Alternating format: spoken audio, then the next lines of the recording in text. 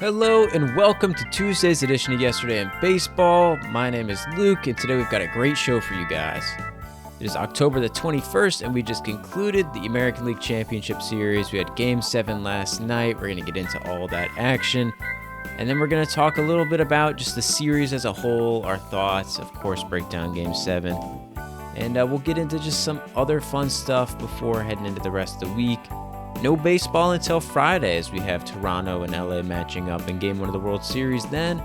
But like I said, we'll have some other fun stuff for you guys to keep it entertaining and keep you updated on the baseball world because there's more than just these final two teams to talk about. So that's all of that. But without further ado, we'll travel out to Toronto and recap Game 7 of the American League Championship Series.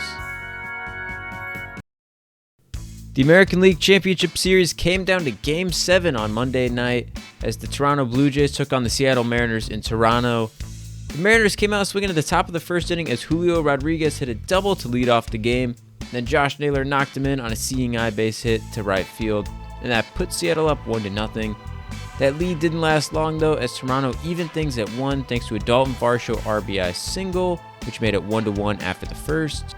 Things were quiet in the second inning, but a Julio Rodriguez homer put the Mariners up 2-1 in the third inning. He crushed a slider 423 feet to left center field. Then the Jays pulled Bieber in the fourth inning as his book closed at 3.2 innings pitched, 7 hits, 2 earned runs. Kind of amazing they survived with just the 2 runs with those 7 hits. In the top of the fifth inning though, the Mariners kept on rolling as Cal Raleigh hit a solo shot to put Seattle up 3-1. And shortly after, to begin the fifth, they pulled Kirby, who had a great night going 4 innings, giving up just 1 run on 4 hits. Things stayed fairly quiet until the bottom of the 7th when the Jays got 2 men on, 1 out, and Edward Bizardo came in the game. George Springer came up to the dish, and on a 1-0 count, he crushed a center-cut sinker over the left field wall, giving the Blue Jays a 3-run homer to put them up 4-3 and sent the crowd into an absolute frenzy. That turned out to be enough to seal the game. Toronto brought in Jeff Hoffman to get the save. He did it on a Julio Rodriguez strikeout, sending Toronto to the Fall Classic for the first time since 1993. They will host Los Angeles for Game 1 of the World Series on Friday. Our final line is Seattle got 3 runs on 8 hits, 0 errors, and 7 left on base, and Toronto got 4 runs on 10 hits, 0 errors, and 7 left on base. Toronto beat the Mariners 4-3 in the American League Championship Series and advanced on to the World Series to face the Los Angeles Dodgers. After Game 7, Vladimir Guerrero Jr. was named the ALCS MVP for his performance. He finished the series with 10 hits, 6 runs, 3 doubles, 3 homers, 3 RBI, all that to a .385 batting average and a 1.330 OPS. Just a sensational series from him. I will say I was only surprised with a 3 RBI, but still, he had a huge impact, and his bat has just been incredible. Another thing I want to highlight from Game 7 is Toronto's bullpen. Bieber was a little bit shaky early on, giving up 7 hits, but after that, the Toronto bullpen went 5.1 innings, giving up just 1 hit and 1 earned run. That was the Cal Raleigh homer. That was a lot better than Seattle's bullpen, which went 4 innings and gave up 3 runs on 6 hits. So shutting down Seattle's offense there was huge, and the Toronto bullpen deserves a ton of credit for how they performed under pressure in that Game 7. As a whole, Toronto just looked like the better team for most of the series. Yes, Seattle got some big wins early, and they had those big explosive outbursts, but for most of the series, it just looked like Toronto was the better ball club. Seattle was the one playing catch-up. Seattle's pitching wasn't as consistent. Toronto's was by no means perfect, but they were just able to put up runs more consistently. It felt like their lineup was longer and that they were getting help from everyone in the lineup, which they were. So I stand by what I've been saying, that Toronto looks like the only team that could possibly take down the evil empire, the Dodgers. And in this series, like I said, they averaged 5.2 runs per game on offense. The biggest concern, though, is going to be giving up 4.3 runs per game on the pitching side. I mean, we saw that with the Brewers. The Brewers shut down the Dodgers pretty good, but they just couldn't get a lot of runs against the Dodgers pitching. So that's going to be the big key, is if Toronto could score runs, have Vladdy stay hot, Springer stay hot, and Clement stay hot, keep on rolling, I really think they have a real shot. Overall, it's kind of everything you wanted out of a Game 7. Very close matchup, two even teams battling it out. And, I mean, I really thought Seattle was going to run away with it at the end. Pizarro had looked like he had kind of worked out his issues and was pretty lights out for most of that series. But all that mattered was that he was lights out in that one moment with two men on in the bottom of the 7th, and he was not. George Springer rose to the occasion, and that's why he's our player of the day for Monday. He went 1 for 3 with a homer, a walk, 3 runs batted in, and 2 runs scored to a plus 38% win probability added. He did all that with a hobbled knee. He'd been hitting the knee earlier on in the series and was nursing that.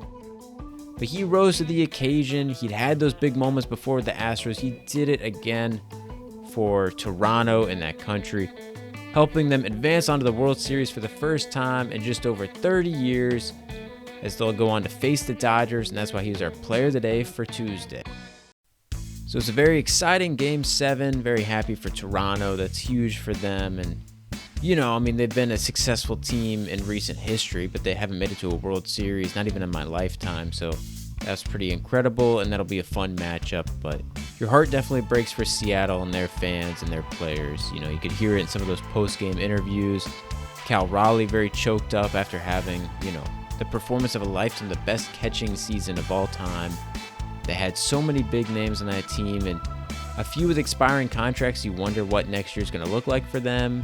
It's so hard to make it this far, so that's a big, tall order to ask for them to make it back.